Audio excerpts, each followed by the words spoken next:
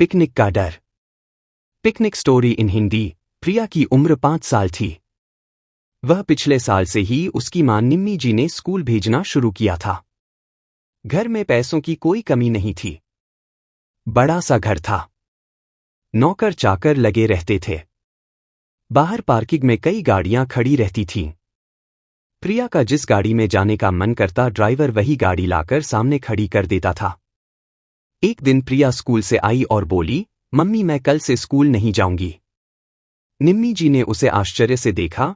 क्या बात है बेटी, किसी ने कुछ कहा स्कूल में या किसी से लड़ाई हो गई? प्रिया ने मुंह बनाते हुए कहा, वहां सब मुझे चिढ़ाते हैं। वे मेरी गाड़ी को देखकर चिढ़ते हैं। मेरी क्लास में मैं ही अकेली गाड़ी से जाती हूं। बाकी सब स्कूल बस से या पैदल जाते हैं। निम्मी जी ने कहा, लेकिन बेटी इसमें चिढ़ने की क्या बात है, कुछ दिन में सब चुप हो जाएंगे। औरों की बातों पर इतना ध्यान मत दिया करो। प्रिया बोली, मैं कल से बस में स्कूल जाऊंगी। निम्मी उसे बहुत समझाती रहीं लेकिन वह नहीं मानी और अगले दिन स्कूल नहीं गई। निम्मी जी ने अपने पति प्रशांत जी से बात की तो वो बोले, कोई बात नहीं, मैं स्कूल जाकर बात कर लूंगा, कुछ दिन जाने दो इसे, बस में फिर वापस कार से जाने लगेगी। अगले दिन प्रशांत जी स्कूल में बात कर आए। तीसरे दिन प्रिया बस से स्कूल पहुंच गई। आज उसे किसी ने नहीं चिढ़ाया था। प्रिया बहुत खुश थी। अब वह हर दिन बस से स्कूल जाने लगी। प्रिया की दोस्ती धीरे धीरे होने लगी। उसके दोस्तों का एक ग्रुप बन गया था। एक दिन स्कूल की ओर से सभी को पिकनिक पर जाने के लिए कहा गया। प्रिया ने अपने घर आकर बताया।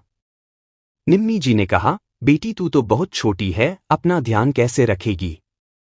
इस साल रहने दे, अगले साल चली जाना।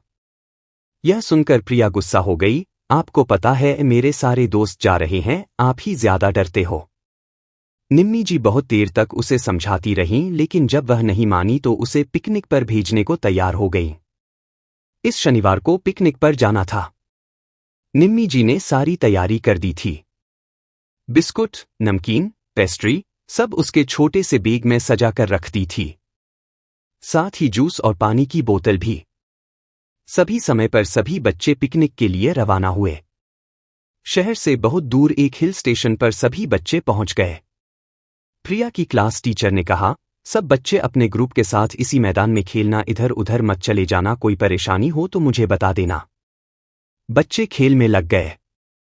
सभी टीचर एक जगह बैठकर उन्हें देख रही थी, साथ ही खुद भी पिकनिक का आनंद ले रही थीं।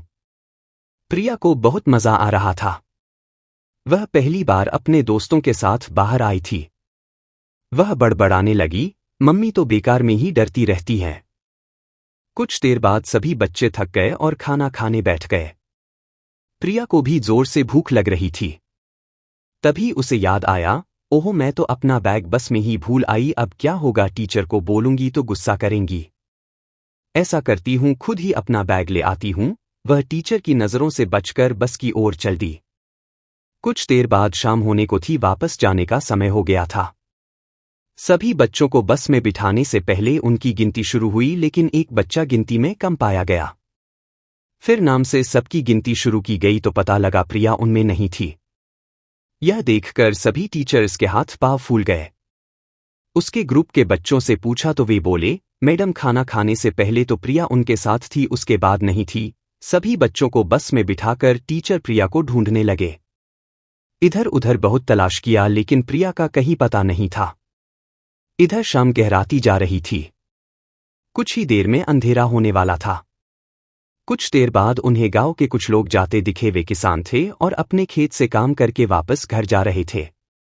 एक टीचर उनके पास गए और प्रिया के बारे में पूछा। उनमें से एक बोला, क्या कह रहे हो साहब, आपने बच्चे को इधर उधर जाने क्यों दिया? हमारे गांव से पिछले दिनों बहुत से बच्चे गायब हो गए, उनका आज तक कुछ पता नहीं चल पाया। यह सुनकर टीचर और घबरा गए। उन्होंने फटाफट कुछ टीचर के साथ बाकी बच्चों को वहां से रवाना कर दिया और खुद पुलिस स्टेशन पहुंच गए। पुलिस इंस्पेक्टर को सारी बात बताई। तब उन्होंने कहा, आप सबसे पहले इसके मम्मी पापा को खबर कीजिए, फिर मेरे साथ चलिए, गांव में पूछताछ करते हैं, शायद किसी ने बच्ची को देखा हो। गांव में पूछताछ शुरू हुई लेकिन प्रिया का कुछ पता नहीं लग पाया। कुछ देर बाद निम्मी जी और प्रशांत जी भी वहां पहुंच गए। निम्मी जी का रो रोकर बुरा हाल था। प्रशांत जी पुलिस इंस्पेक्टर से बात कर रहे थे। पूछताछ करते करते जब बात गांव में फैली तो एक किसान जिसका नाम हरिया था, वह सामने आया और बोला, साहब मैंने कलुआ को कंबल में किसी को छुपा कर ले जाते हुए देखा था। मैंने उससे पूछा तो बोला मेरी बेटी है, इसे तेज बुखार है, शहर ले जा रहा हूं। मैंने उसे पुरानी हवेली की ओर जाते देखा था। उस समय तो मुझे कुछ याद नहीं आया, लेकिन कुछ समय बाद मुझे याद आया कि कलुआ के तो कोई बेटी है ही नहीं। गांव वालों के साथ पुलिस टीम निम्मी जी और प्रशांत जी को लेकर पुरानी हवेली में पहुंच गई। काफी देर ढूंढने के बाद एक बंद कमरे से किसी के रोने की आवाज आ रही थी। कमरे का दरवाजा खोला गया तो अंदर प्रिया सामने रस्सी से बंधी हुई थी। पास ही 2 और बच्चे बंधे हुए थे। इन सबको कलुआ अगले दिन भिखारी गैंग को बेचने जाने वाला था। प्रिया को छुड़ाकर उसके माता पिता को सौंप दिया।